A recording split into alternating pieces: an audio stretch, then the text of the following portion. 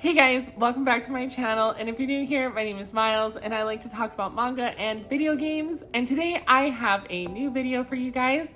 I will be telling you guys my top 5 recommendations for a good series for beginner manga readers. Say that about like 5 times fast.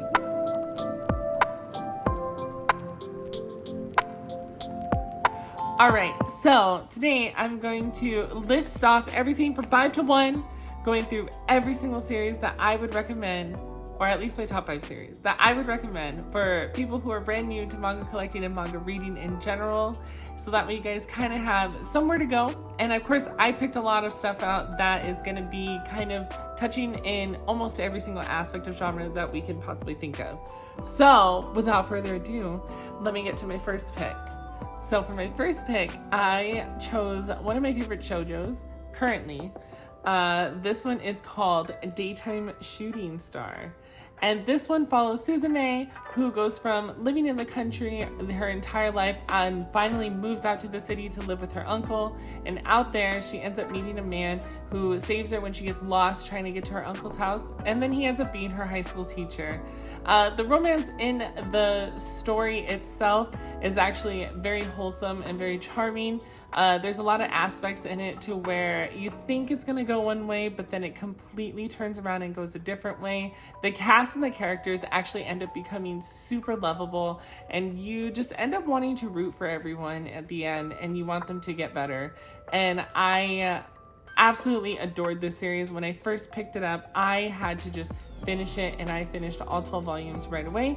By the way, this is a 12-volume series and it is currently completed. You should be able to find it easily at your local bookseller or Barnes & Nobles, and even Amazon or Right Stuf Anime as well. Next, I would like to recommend my latest obsession. At least it was my latest obsession last month, but I still love it and I highly recommend it. This one is probably one of my favorite shonen titles. This one is Promised Neverland. Promised Neverland actually follows a group of orphans who live in an orphanage. Their names are Emma, Ray, and Norman, and they all live at this orphanage with a bunch of other little kids, and they consider each other family, with the mother looking over all of them. And as time goes by, they end up leaving and getting adopted out, but then one day they find out that this orphanage is not exactly what it claims to be. The plot twists in here are amazing. The storytelling is amazing. The characters are probably one of my favorite aspects of this series. The characters in here really made this series a lot more special to me, because I ended up rooting not only just for our main characters, but even for the rest of the cast as well. And it's spanning out between every single plot line there could possibly be. You take this adventure with them and you truly feel like you're part of it. I would recommend to read the manga first and then watch the anime. Do not watch the anime first and then read the manga. Actually, it's really sad, but I almost kind of want to not recommend watching the anime at all. I watched it just because I really like the series, and I would probably rate the anime, maybe being kind, probably a 6 out of 10. Just because the first half was actually very good, but then the second season completely lost it for me. But please read the manga. It is the more of a longer title. It spans out 20 volumes, but it is currently completed, and because it's a shonen title, it is always readily available anywhere you want to go, so you can always pick it up at your local bookseller, Barnes & Nobles, or even Amazon as well. Next, I want to recommend one of my favorite, more slice of life, calming and cozy manga series possible, and this one is A Man and His Cat. In this manga series, you actually follow the man here, and he ends up adopting this cat here. And of course, as you can tell, the cat is not the most attractive, but he is very, very cute in my eyes, in my opinion, and a lot of people also think so. This manga, I have to say, is that the story itself is equivalent to eating hot soup on a very cold day. It is just very cozy and warming, and it just feels so good to read it, because it is just one of those just heartwarming, loving mangas.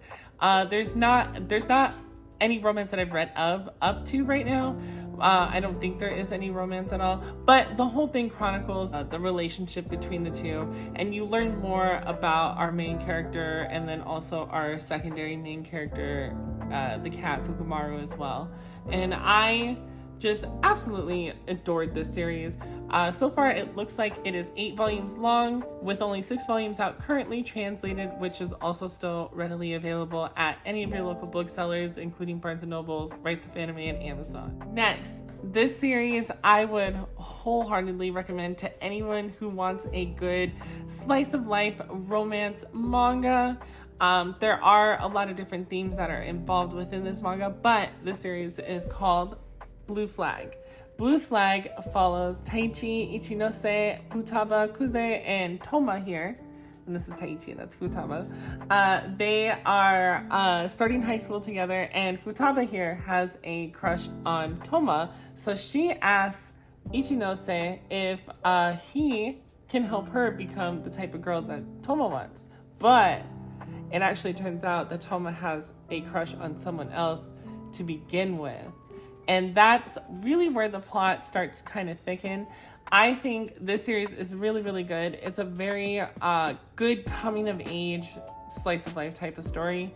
It does have a lot of different themes in there, as well as a lot of LGBT themes, dealing with like coming out and being part of that community when you're in high school, and kind of just dealing with how people treat you. And I think this was one that I truly, truly felt was one of the more heart-wrenching, especially in different areas and aspects of the story as it progresses and goes on.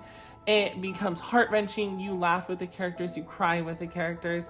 You really end up feeling so immersed in their world, and you really get a sense of how they feel and where they're coming from throughout everything. There's truly so much going on in this series, and it's probably one of my favorite series so far that I've read.